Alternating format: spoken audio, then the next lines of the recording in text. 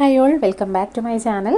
ഇന്നത്തെ നമ്മുടെ ക്ലാസ്സിൽ നമ്മൾ ഓപ്പൺ ഗിഫ്റ്റ് ബോക്സ് സെറ്റിംഗ് ആണ് പഠിക്കാൻ വേണ്ടി പോകുന്നത് കേട്ടോ. ഇതുപോലുള്ള ഓപ്പൺ ഗിഫ്റ്റ് ഐറ്റംസ് വളരെ ഈസി ആയിട്ട് നമുക്ക് സെറ്റ് ചെയ്യുന്നതാണ് നമ്മൾ ഇന്നത്തെ ക്ലാസ്സിൽ പഠിപ്പിക്കുന്നത്. അതിന് വേണ്ടിയിട്ട് എല്ലാവരും നമ്മളെ ക്ലാസ് കംപ്ലീറ്റ് ആയിട്ട് വാച്ച് ചെയ്യുക. നിങ്ങളുടെ സംശയങ്ങൾ താഴെ കൊടുക്കുന്ന നമ്പറിൽ വാട്സപ്പ് ചെയ്യാവുന്നതാണ് കേട്ടോ. ക്ലാസ് ഇഷ്ടമായി കഴിഞ്ഞാൽ ലൈക്ക് ചെയ്യണേ, നിങ്ങളുടെ അഭിപ്രായങ്ങൾ കമൻറ്റ് ചെയ്യൂ കേട്ടോ. Good evening my dear students. ഇന്നത്തെ നമ്മുടെ ക്ലാസ് വരുന്നത് ഓപ്പൺ ടൈപ്പ് ഹാമ്പർ സെറ്റ് ചെയ്യുന്നതാണ് കേട്ടോ. അപ്പോൾ അതിന് വേണ്ടിയിട്ട് ഈ ഒരു ടൈപ്പ് ബോക്സാണ് ഞാനിവിടെ എടുത്തിട്ടുള്ളത്. ഒന്നെങ്കിൽ സർക്കിൾ ഷേപ്പ്, അതല്ലെങ്കിൽ സ്ക്വയർ, ഹാർട്ട് ഷേപ്പിലൊക്കെ വരുന്ന ബോക്സ് ഇതിനെടുക്കാം. ഈ ഒരു ലെങ്ത്ത് വേണം കേട്ടോ. ഈ ഒരു ബോക്സിന് നമുക്കിതിൽ സാധനങ്ങൾ സ്റ്റിക്ക് ചെയ്യാനുള്ളതാണ്, അതുകൊണ്ട് കുറച്ച് ലെങ്ത്ത് ഉള്ള ബോക്സ് എടുക്കാം കേട്ടോ. അപ്പോൾ ഇതിൻ്റെ ഈ ഒരു ടോപ്പ് ഒന്നെങ്കിൽ നമുക്കിതുപോലെ ഓപ്പൺ ചെയ്തിട്ട് ഇവിടെ ഗ്ലൂ ഗണ്ണ് വെച്ചിട്ട് സ്റ്റിക്ക് ചെയ്യാം, അതല്ലെങ്കിൽ ഇവിടെ ടാക്കി ടേപ്പോ ഗ്ലൂ ഗണ്ണോ യൂസ് ചെയ്തിട്ട് ഈ ഒരു രീതിയിൽ താഴെയും വെച്ച് കൊടുക്കാം കേട്ടോ. ഓക്കെ, അപ്പോൾ ഞാനിപ്പോൾ ഇങ്ങനെയാണ് ചെയ്യുന്നത്, താഴെയാണ് വെച്ച് കൊടുക്കുന്നത് കേട്ടോ. അത് നമ്മുടെ ഇഷ്ടത്തിന് ചെയ്ത് കൊടുക്കാം. അപ്പോൾ ഇത് ആദ്യം ഞാനിവിടെ സ്റ്റിക്ക് ചെയ്യുന്നുണ്ട്. ഓക്കെ, ഇനി ഇതിലേക്ക് നമുക്ക് വേണ്ടത് തെർമാഗോളാണ്. ഈ ഒരു ബോക്സിൻ്റെ ഹാഫ് ഭാഗം വരെ നമ്മൾ തെർമാഗോൾ ഫില്ല് ചെയ്യണം. അപ്പോൾ ഇതിൽ കുറച്ചൊക്കെ ഞാൻ വെച്ചിട്ടുണ്ട്, ഇനി ഒരു പീസും കൂടെ വെക്കാനുള്ളൂ. ഓക്കെ, ഇനി നമുക്കിതിൻ്റെ മുകളിലായിട്ട് തെർമാഗോൾ വെക്കാം. ആ ഒരു ബോക്സിൻ്റെ ഷേപ്പിൽ കട്ട് ചെയ്തിട്ട് അതിലേക്ക് അങ്ങനെ ഇറക്കി വെച്ചാൽ മതി കേട്ടോ. ഈ തെർമാഗോൾ തമ്മിൽ നമ്മൾ സ്റ്റിക്ക് ചെയ്യണമെന്നില്ല, ജസ്റ്റ് അങ്ങോട്ട് ഇറക്കി വെച്ച് കൊടുത്താൽ മതി. പിന്നെ നമുക്ക് ഇതിലേക്ക് മെയിനായിട്ട് വേണ്ടത് ഈ ഒരു ബാംബു സ്റ്റിക്കാണ്. ഈ ഒരു ബാംബു സ്റ്റിക്കുമ്മ എല്ലാ ഐറ്റംസും നമ്മൾ ടാപ്പ് ചെയ്തിട്ട് ഈ ഒരു തെർമാഗോളുമ്മ സ്റ്റിക്ക് ചെയ്ത് വെക്കുകയാണ് കേട്ടോ ചെയ്യുക. ഈ ഒരു തെർമാഗോൾ തമ്മിൽ ഒട്ടിക്കണം എന്നില്ല, ബോക്സിൽ ഇങ്ങനെ ഇറക്കി വെച്ചാൽ മതി കേട്ടോ. അപ്പോൾ നമുക്കിത് അങ്ങോട്ട് മാറ്റി വെച്ചിട്ട് നമ്മളിതിൽ ആഡ് ചെയ്യുന്ന പ്രോഡക്റ്റ് എന്തൊക്കെയാണെന്ന് കാണിച്ചു തരാം. ഒന്ന് ഈ ഒരു പെർഫ്യൂമാണ്, ദെൻ ഒരു ഇയർപോഡ് ഉണ്ട്, പിന്നെ ഒരു വലിയ ചോക്ലേറ്റും, പിന്നെ കുറച്ചധികം ചെറിയ ചോക്ലേറ്റ്സും ഉണ്ട്. പിന്നെ നമ്മളിതിൽ കുറച്ചധികം മേക്കപ്പ് പ്രോഡക്റ്റ്സ് യൂസ് ചെയ്തിട്ടുണ്ട്. പിന്നെ 2 ഇയറിങ്സ്, 2 ക്രാബ്, 2 ക്രഞ്ചീസ്, അങ്ങനെ കുറച്ച് ഐറ്റംസ് ഒക്കെ ഇതിലുണ്ട് കേട്ടോ. പിന്നെ നിങ്ങൾക്ക് ഈ ഒരു രീതിയിൽ തന്നെ വിഷ് കാർഡോ അതല്ലെങ്കിൽ എന്തെങ്കിലും ക്യൂട്ടായിട്ടുള്ള സ്റ്റിക്കേഴ്സൊക്കെ വേണമെങ്കിൽ പിൻട്രസ്റ്റിൽ നിന്നൊക്കെ എടുത്താൽ കിട്ടും. നമ്മൾ ചെയ്യുന്ന ഹാമ്പറിന് തന്നെ കളർ മാച്ച് ചെയ്തിട്ട് എടുക്കുക. അതും എന്നിട്ട് നമ്മൾ ഇതുപോലെ ഈ ഒരു സ്റ്റിക്കുമ്പോൾ ഒട്ടിച്ചിട്ട് ഇതിൻ്റെ ഇടയിലൊക്കെ ഇങ്ങനെ സ്റ്റിക്ക് ചെയ്യുകയാണെങ്കിൽ നല്ല ഭംഗി ഉണ്ടാവും കേട്ടോ. ഞാനിപ്പോൾ അങ്ങനത്തെ ഐറ്റംസ് ഒന്നും എടുത്തിട്ടില്ല, ജസ്റ്റ് ഒരു ബോ മാത്രമേ ഞാനിതിൽ വെക്കുന്നുള്ളൂ കേട്ടോ. അപ്പോൾ അതാ ഇത്രയും ഐറ്റംസാണ് ഞാനിപ്പോൾ ഇതിൽ ആഡ് ചെയ്യുന്നത്. ഇനി ഇതെല്ലാം നമുക്ക് ആ ഒരു സ്റ്റിക്കുമ്മേ ടാപ്പ് ചെയ്യാം കേട്ടോ. നോർമൽ ഇൻസുലേഷൻ ടാപ്പ് യൂസ് ചെയ്തിട്ട് തന്നെയാണ് ഒട്ടിക്കുന്നത്.